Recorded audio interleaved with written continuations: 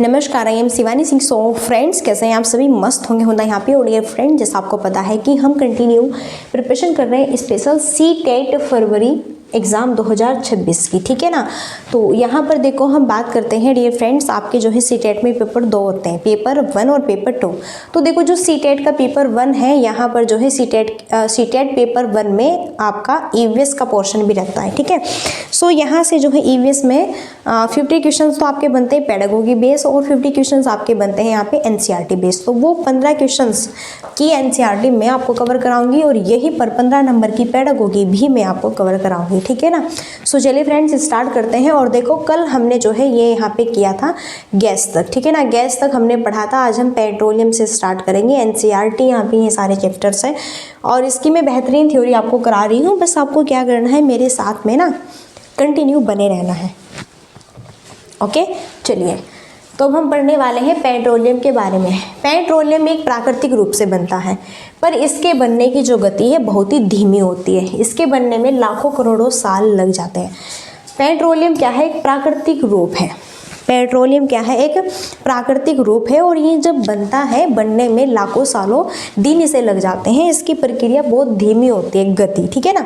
जमीन से निकलने वाला कच्चा तेल गहरे रंग का गाढ़ा तरल पदार्थ होता है। ये जो पेट्रोलियम होता है, देखो, जमीन से निकलता है, निकलने वाला कच्चा तेल होता है, गहरे रंग का गाढ़ा तरल पदार्थ होता है जिसमें गंध होती है।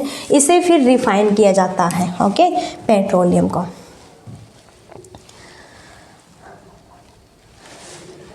फिर यहाँ पर देखो, रिफाइन होने के बाद इससे मिट्टी का तेल, डीजल, पेट्रोल और वायुयान में प्रयोग होने वाला ऑयल, एलपीजी, मोम, कोल तार, ये सब ग्रीस बनता है। देखो, एक पेट्रोलियम है जो कि धरती के नीचे से निकलता है, गाढ़े रंग का होता है और उसमें जो है बदबू भी होती है, ठीक है ना, गंध भी होती है। अब देखो, उससे क्या क्या बनता है। फिर जब वो रिफाइन होता है, उसके बाद में उससे मिट्टी का तेल भी बनता है, डीजल भी, पेट्रोल भी, मोम, कोल तार, इन सब का ग्रीस और वायुयान में प्रयोग होने वाला ऑयल।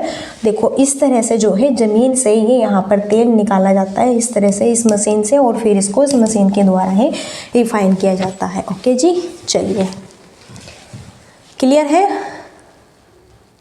अब हम पढ़ेंगे गोलकुंडा फोर्ट के बारे में।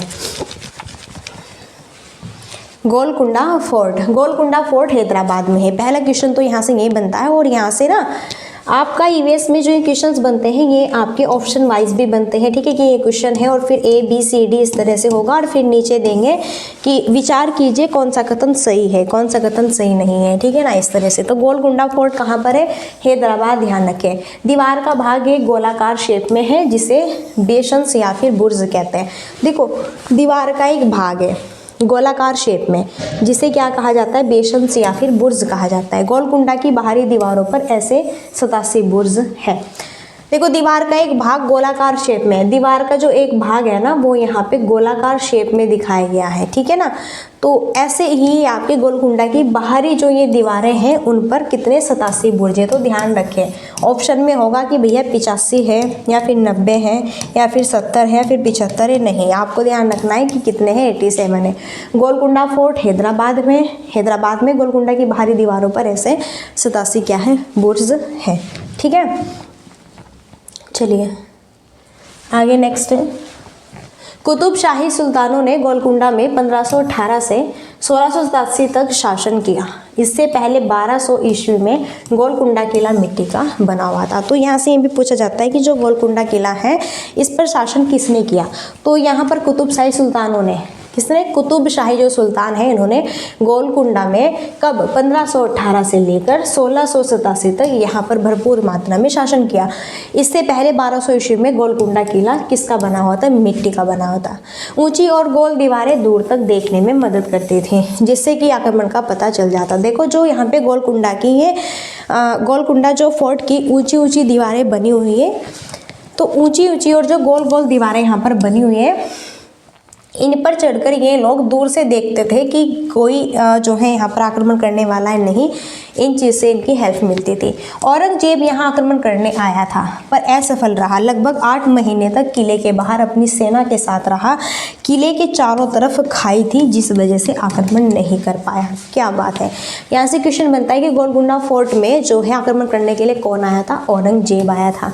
फिर यहाँ से ये भी बनता है औरंगजेब आया था और वो क्या यहाँ पर जो है आक्रमण कर पाया? नहीं, वो असफल रहा। क्यों नहीं कर पाया? क्योंकि जो ये गोलकुंडा है यहाँ पर जो है इस किले के चारों तरफ खाई थी, और खाई पता है, खाई में गए ना तो खुद ही मर जाओगे, ठीक है, दूसरों पे तो क्या आक्रमण करोगे आप। और ये 8 महीने तक किले के बाहर अपनी सेना के साथ में वहाँ पर रहा। देखो 8 महीने तक, क्या बात है भैया, हुनर है इन लोगों का, ठीक है। इनको तो बस पैसा पैसा संपत्ति यही चीज़ इनके लिए मान्य थी। इसके लिए अपने पापा भाई इन सबको भी मार देते थे, ठीक है ना। उस समय कांसे की बंदूकें बनती थी। जिस समय गोलकुंडा यहाँ पे किला था उस समय कांसे की यहाँ पे यानी ब्रॉन्ज की बंदूकें बनती थी। हजारों सालों से घुमंत वर्ग कांसे चीज़ें बनाते आ रहे हैं। कांसे तांबे और टीन की मिश्र धातु है। तो यहाँ से क्वेश्चन बनता है कि कांसे जो है तांबा और टीन से मिलकर बनता है। कांसे ऐसे नहीं बनता कि कांसे है, नहीं, तांबा और टीन दोनों मिलाए जाएंगे तब आपका कांसे बनेगा। सुल्तान अबुल हसन संगीत और कुचिपुड़ी डांस का शौकीन था। सुल्तान अबुल हसन संगीत और कुचिपुड़ी डांस का शौकीन था। ध्यान रखिए इस चीज़ को, ठीक है ना।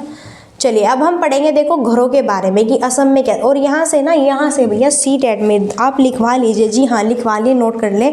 यहाँ से क्वेश्चंस बनेगा बिल्कुल 100% श्योर है, बनेगा, यही छपेगा बिल्कुल। देखो असम, यहाँ से पूछा जाता है कि असम के घरों के बारे में विचार कीजिए। नीचे कथन दिए होंगे, फिर आपसे पूछा जाएगा कौन सा सही है कौन सा सही नहीं है। तो एक एक पॉइंट्स को ध्यान से समझना है, बिल्कुल सारा फोकस यहाँ होना चाहिए। खाना पीना सब छोड़ दो, बाद में खा पी लेना, ठीक है। तो असम के बारे में हम चर्चा करेंगे, असम के घरों के बारे में हम चर्चा करेंगे। असम में किस तरह के घर बनाए जाते हैं। असम में घर जमीन से 10 या 12 फीट, ध्यान रखिए इस चीज़ को। जब ऑप्शन में दिया होता है ना और फिर आपसे क्वेश्चन पूछा जाता है तो वहाँ पर आपको गुमराह करते हैं और वहाँ पर दिया जाता है कि असम में घर जमीन से 15 से 20 फीट ऊपर होते हैं। तो ये बिल्कुल रॉन्ग होगा स्टेटमेंट, ये सही है। ध्यान रखो इस चीज़ को। असम में घर जो होते हैं ना जमीन से वो 10 से 12 फीट ऊपर होते हैं। ऊंचाई में बनाने की वजह भारी बारिश होती है। क्यों बनाते हैं 10 से 12 फुट पर जाके ऊपर मकान? मैं दिखाऊंगी, इमेज है मेरे पास में इसकी। क्योंकि यहाँ पे बहुत बारिश होती है, ओके। तो ज़्यादा बारिश होने की वजह से ही ये लोग 10 से 12 फीट ऊपर अपने मकानों को बनाते हैं। ये बांस से बनाए जाते थे और अंदर भी लकड़ियों का प्रयोग होता था। तो यहाँ से ये भी क्वेश्चन बनता है कि भैया जी असम के जो घर बनते हैं वो किसके बनते हैं? बांस के बनाए जाते हैं। कैसे बनाए जाते हैं? वो बांस के बनाए जाते हैं, इस चीज़ को ध्यान रखें। और अंदर ये लकड़ियों का प्रयोग होता था, ठीक है, अंदर भी लकड़ियों का प्रयोग होता था बांस की। तो ध्यान रखें असम के जो घर बनाए जाते हैं वो बांस के बनाए होते हैं। कैसे होते हैं? बांस के। सारे स्टेटमेंट से क्वेश्चन बनेगा, एक एक स्टेटमेंट। पहला स्टेटमेंट यही कि 10 से 12 फीट ऊपर होते हैं, ओके। क्यों होते हैं? क्योंकि बारिश ज़्यादा होती है। फिर यहाँ पर जो है बांस से बनाए जाते हैं। असम में बांस तथा रस्सी के पुल भी बनाए जाते हैं। सारी चीज़ें याद रखिए। अभी देखो यहाँ पर मैं आपको दिखाने वाली हूँ, ये देखो कैसे, देखो ये धरती से ज़मीन से 10 से 12 फुट ऊंचे बने हुए हैं मकान। देखो कैसे 10 से 12 फीट ऊंचे, और इसमें बांस की लकड़ियों का यूज़ है, ओके। देखो यहाँ से देखो ज़मीन से 10 से 12 फुट ऊपर, तब जाके इन्होंने जो है अपने ये मकान बनाए हुए हैं। यहाँ बारिश बहुत अधिक होती है, कभी कभी घुटनों तक पानी भर जाता है। बारिश इतनी होती है कि घुटनों तक पानी भर जाता है यहाँ तक, ओके। यहाँ बांस को गरीबों का टिब्बर भी कहते हैं। बांस को क्या? गरीबों का टिब्बर भी कहते हैं, ओके जी। चलो अब हम पढ़ने वाले हैं बिहू के बारे में। बहुत ही महत्वपूर्ण है, यहाँ पे बिहू के बारे में हम पढ़ेंगे। माघ बिहू 14 और 15 जनवरी असमिया कैलेंडर के 10वें महीने माघ की प्रथम और द्वितीय तिथि को मनाया जाता है। पहले दिन को उरुका कहते हैं। आपको बताइए ना, जो बिहू फेस्टिवल है यहाँ पे त्यौहार, जो कि कहाँ का है? बिहू असम, बिहार, मैं कन्फ्यूज़ हो गई। हाँ, बिहू फेस्टिवल असम का है, ठीक है, यहाँ पे मनाया जाता है। इस दिन अस्थायी शेर छप्पर बनाते हैं जिसे भेला घर कहते हैं, और सामूहिक भोज का आयोजन होता है। बोरा असम में खाए जाने वाले चावलों की एक किस्म है जो पकने के बाद चिपचिपे हो जाते हैं। हाँ भैया जी, बिहू फेस्टिवल आपका असम में मनाया जाता है और ये 14 और 15 जनवरी इन 2 तारीख को मनाया जाता है और प्रथम और द्वितीय तिथि को ये मनाया जाता है, ठीक है ना। और पहले दिन को ये उरुक्का कहते हैं। इस दिन अस्थाई सेंट छप्पर बनाते हैं, भेला घर कहते हैं जिन्हें, और फिर ये भोज का आयोजन करते हैं। बोरा असम में खाए जाने वाले चावलों के किस्में, देखो बोरा, यहाँ से क्वेश्चन होता है बार बार। अब से पहले कितनी बार क्वेश्चन यहाँ से आ चुका है कि बोरा क्या है। बोरा असम में खाए जाने वाले चावल की एक किस्म है बोरा। ध्यान रखे बोरा क्या है, असम में खाए जाने वाले चावल की एक किस्म है। पकने के बाद ये जो है चिपचिपे हो जाते हैं। इस तरह से देखो बिहू फेस्टिवल मनाया जाता है, ठीक है ना, असम में। बिहू त्योहार चावल की नई फसल कटने पर असम में। बिहू त्योहार क्यों मनाया जाता है? जब असम में चावल की फसल कटती है ना, उस समय मनाया जाता है, ठीक है ना। चावल की फसल कटने पर असम में बिहू त्योहार मनाया जाता है। भेला घर घास और बांस से बनाया जाता है। ताव कढ़ाई को आग पर रखकर उसमें पानी उबालेंगे और भीगे हुए चावलों से भरी हुई कढ़ाई उस पर रख देंगे तथा उसे केले के पत्तों से ढक देंगे। थोड़ी देर बाद चेवा चावल तैयार हो। देखो कैसे बनाते हैं चेवा चावल।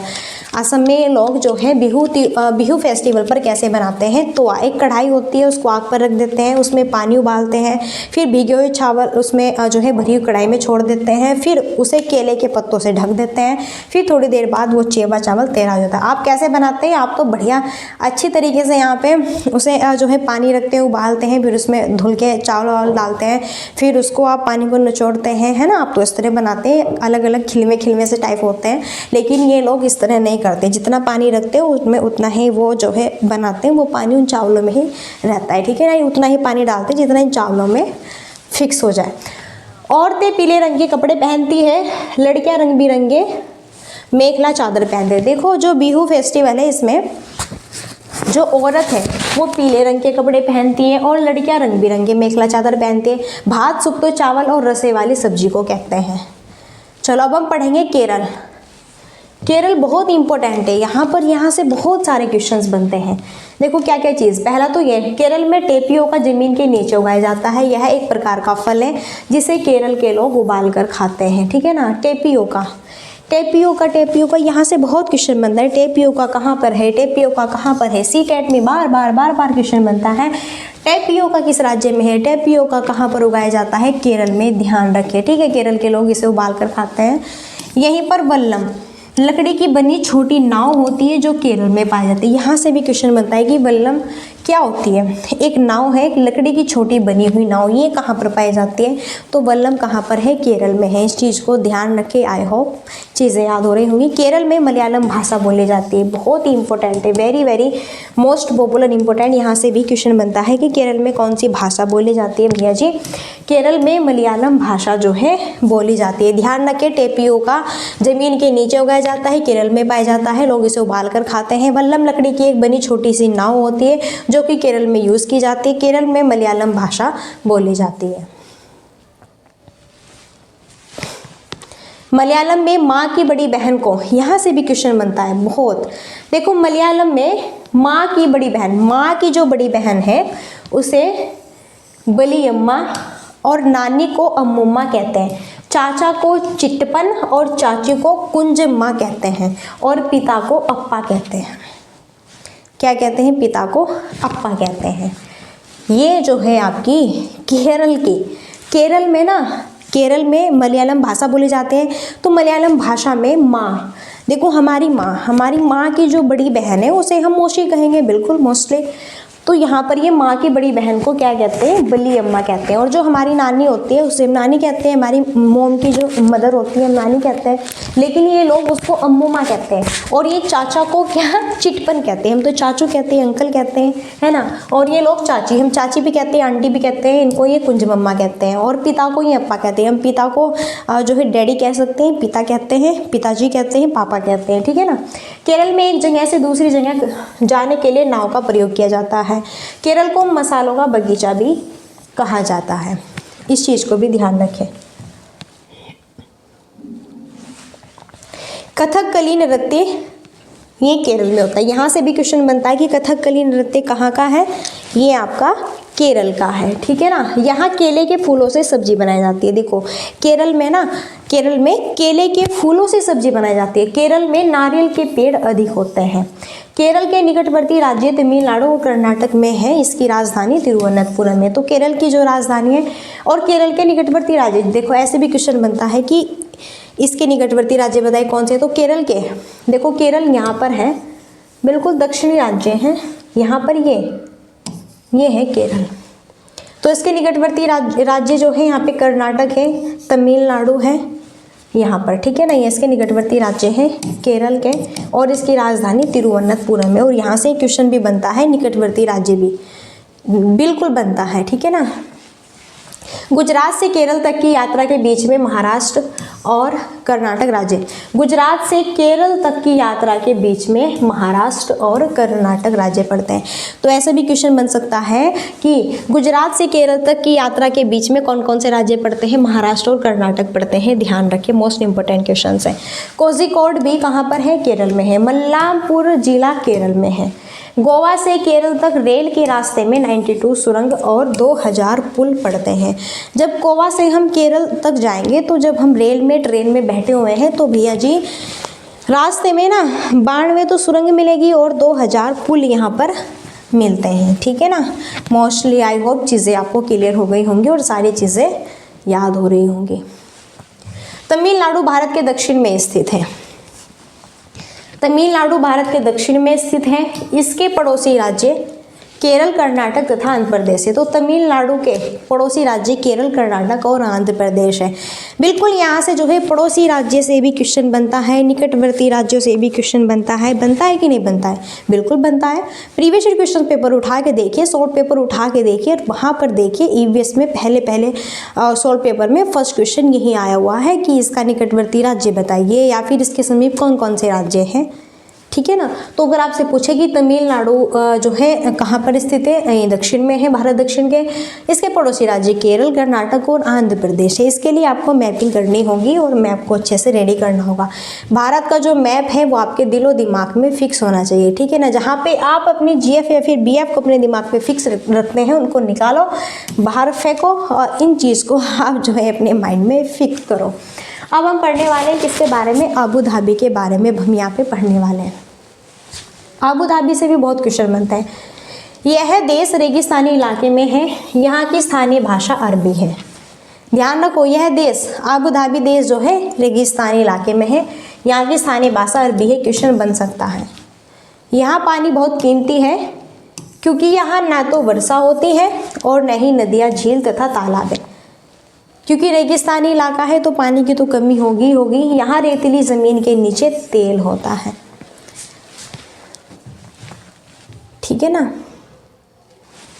यहाँ खजूर के पेड़ अधिक मात्रा में दिखाई देते हैं क्योंकि ये पेड़ रेगिस्तानी इलाके में पाए जाते हैं। अबू धाबी की करेंसी दिरहम है। अबू धाबी में रेत के पहाड़ या रेत के टीले भी पाए जाते हैं। सारी चीज़ें याद रखिए जो मैंने आपको बताया। अब हम पढ़ने वाले हैं लद्दाख के बारे में। जी हाँ, अब हम चर्चा करेंगे गाइज यहाँ पे लद्दाख के बारे में। ओके, चलो लद्दाख देखो, अगर आपको लद्दाख पहुंचना है, लद्दाख पहुंचने के लिए जम्मू कश्मीर पार करना पड़ता है। लद्दाख पहुंचने के लिए भैया जी जम्मू कश्मीर पार करना पड़ेगा आपको, तब लद्दाख जाएंगे। लद्दाख को ठंडा रेगिस्तान, कोल्ड डेजर्ट भी कहते हैं। वेरी वेरी इंपॉर्टेंट क्वेश्चन यहाँ से बनता है बार बार सीटेट में। अब से पहले के प्रीवियस क्वेश्चन पेपर उठा के देखो, वहाँ पे सारे क्वेश्चन आए हुए हैं।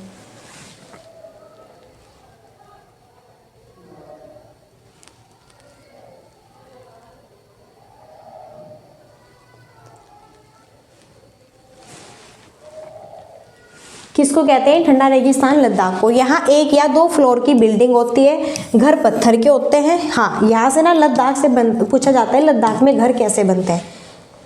1 या 2 फ्लोर होते हैं, बिल्डिंग होती है, ठीक है ना, यानी कि 2 मंजिले बिल्डिंग होती है। पत्थर के घर होते हैं यहाँ पे, जिनकी छत और फर्श लकड़ी की होती है, दीवार मिट्टी की होती है और उस पर चूने की मोटी परत चढ़ी होती है।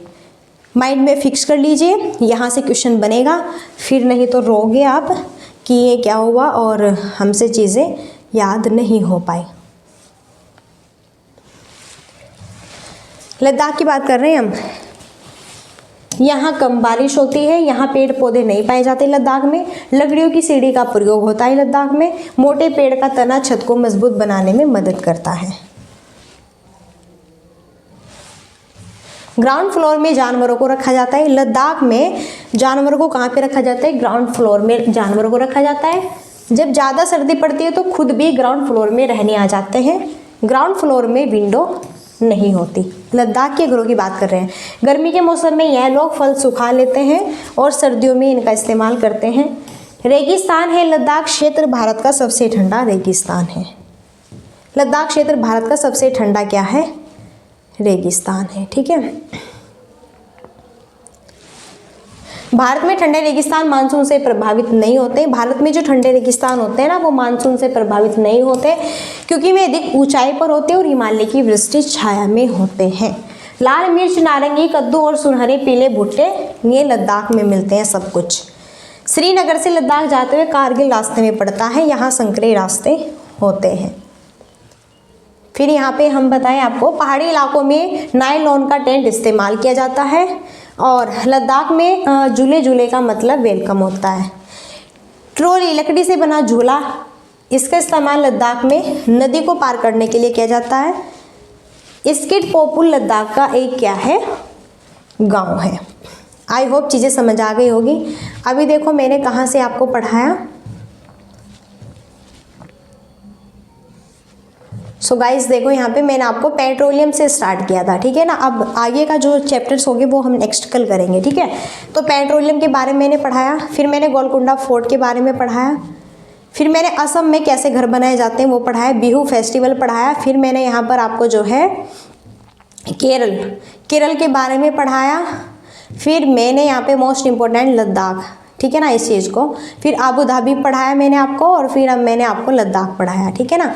मोस्टली कल हम जो है पढ़ने वाले राजस्थान से, कल हम राजस्थान से करेंगे यहाँ पे कंटिन्यू, ओके। तो गाइस चलिए फिर यहीं पर हम अपनी वाणी को देते हैं विराम। आई होप आपको ये सेशन अच्छा लग रहा होगा, और ये मैं आपको दावा करके कह सकती हूँ कि यहाँ से जो मैं पढ़ा रही हूँ बिल्कुल आपको बहुत सारे क्वेश्चन मिलने वाले हैं एग्जाम में। बस आपको क्या करना है, मेरे साथ बने रहना है। तो चलिए फिर यहीं पर हम अपनी वाणी को देते हैं विराम और मिलते हैं नेक्स्ट सेशन में, और तब तक के लिए so thanks for watching, keep study and bye bye, take care, जय हिंद जय भारत, नमस्कार।